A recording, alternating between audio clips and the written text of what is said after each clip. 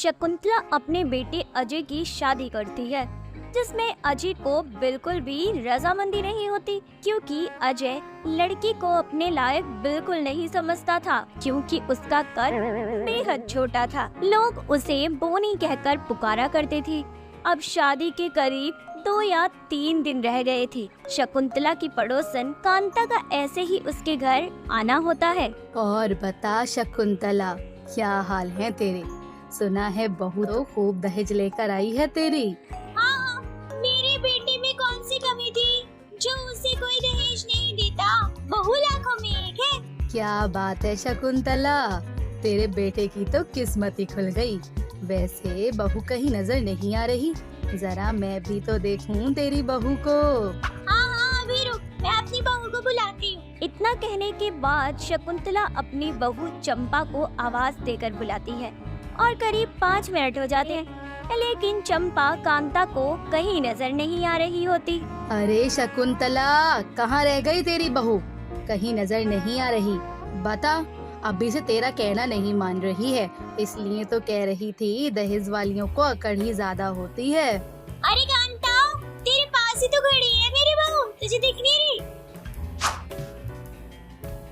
अरे कांता, नीचे तो देख, नीचे तेरे पैरों के पास खड़ी है मेरी बहू, नीचे। हे राम राम, ये कौन है? मैं कौन सा तेरी समधन लग रही हूँ जो तू मुझसे मजाक कर रही है? अरे ये किसका बच्चा है जिसे तू साड़ी पहनाकर घुमा रही है? अरे यही तो है मेरी बहू, यकीन नहीं होता तो घूंघट उठा के देख ले। राम रे राम, शकुंतला ये क्या ले आई तू? दहेज के चक्कर में बाल विवाह तो नहीं करवा दिया तूने अपने बेटे का? अरे वो बच्ची नहीं है, उसका कद छोटा है। बता, अपने 6 फुट के बेटे को इस 4 फुट की लड़की से क्यों ब्याह दिया तूने? अरे घर परिवार अच्छा मिल गया तो मैंने सोचा अपने बेटे की शादी कर ही देती। इसमें भला क्या बुराई है, कद ही तो कम है। कांता शकुंतला की बोनी बहू को देखकर हैरान हो जाती है। हालांकि शकुंतला भी अपने बेटे की शादी सिर्फ दहेज के लिए चंपा से करती है, क्योंकि चंपा के पिता ने शकुंतला को 7 लाख रुपए का दहेज दिया था, जिसके चलते शकुंतला ने अपने बेटे की जिंदगी बर्बाद कर दी थी। अब देर शाम चंपा अपनी सास शकुंतला से हॉल में आकर बोलती है, अम्मा जी, रात के खाने में क्या बनेगा? अगर आप बता देती तो मैं अभी से तैयारी कर लेती। कुछ भी अच्छा बना ले बहू, जो तुझे समझ आए। चंपा इतना सुनने के बाद किचन में जाती है, लेकिन चंपा का कद छोटा होने के कारण वो किचन की शेल्फ तक नहीं पहुंच पाती। अब वो सोचने लगती है कि आखिर वो किचन में खाना कैसे बनाएगी। एक तो मेरी हाइट कम है और ऊपर से अब किचन में खाना कैसे बनाऊंगी?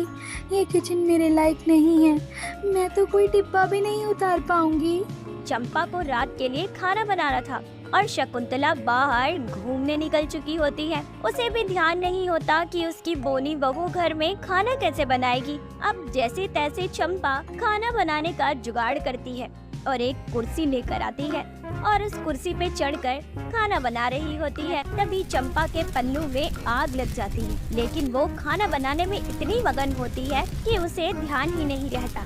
तभी शकुंतला चंपा को देखने किचन में आती है तो उसे उसके पल्लू में आग नजर आती है और शकुंतला चिल्ला पड़ती है, अरे कोई मेरी बहू को बचाओ रे, उसके साड़ी के पल्लू में आग लग गई। बहू बाहर भाग। कहाँ माँ जी, कहाँ आग लगी है? मुझे तो कहीं नहीं दिख रहा। अब जैसे ही चंपा अपनी साड़ी के पल्लू को देखती है, वो आग को देखकर वही कुर्सी पर बेहोश हो जाती है। अब जैसे तैसे बाहर के लोग आकर चंपा की साड़ी से आग बुझाकर उसे होश में लाते हैं। तभी कांता शकुंतला से कहती है, ज्यादा दहेज लेने का यही नतीजा होता है, या तो घर बचा लो या बहू बचा लो। इस अशुभ घड़ी में भी तेरे मुंह से आग ही बरस रही है। क्यों तू मेरे बहू बेटे की खुशी बर्दाश्त नहीं कर सकती? बेटा, तो तेरी भी खुशी नहीं है इस शादी से। अब जब तू अपनी मनमानी करके इतनी छोटी बहू लेकर आई है तो मुझे भी ये सोचना चाहिए कि वो किचन में काम कैसे करेगी। अरे उसे तो कुछ ठीक से दिखाई भी नहीं देता जब वो सीधी खड़ी होती है। तेरी ये बात तो सही है, मेरी गलती है जो मैंने बिना सोचे उसे किचन में भेज दिया। बहू अब तो किचन में खाना बनाने नहीं आएगी। क्या दिन देखने पड़ रहे हैं, बहू के होते हुए सास खाना बना रही है। अच्छा चलती हूँ शकुंतला। अब चीनी होती है जो चंपा के ऊपर गिर जाता है। डब्बा गिरने की आवाज सुनकर शकुंतला और कांता किचन में भागी चली आती हैं। बहू तुझे चैन नहीं आता? मैंने तेरा किचन तेरे कमरे में बना दिया, तो यहाँ क्या करने आई है? अरे मैंने ही तो इससे चीनी मांगी थी। देख तू कह रही थी ना कि चीनी खत्म होने वाली है, अब सच तो सामने है। जब देने का मन नहीं होता तो पहले ही मना कर दिया कर शकुंतला, वरना यही नतीजा होता है।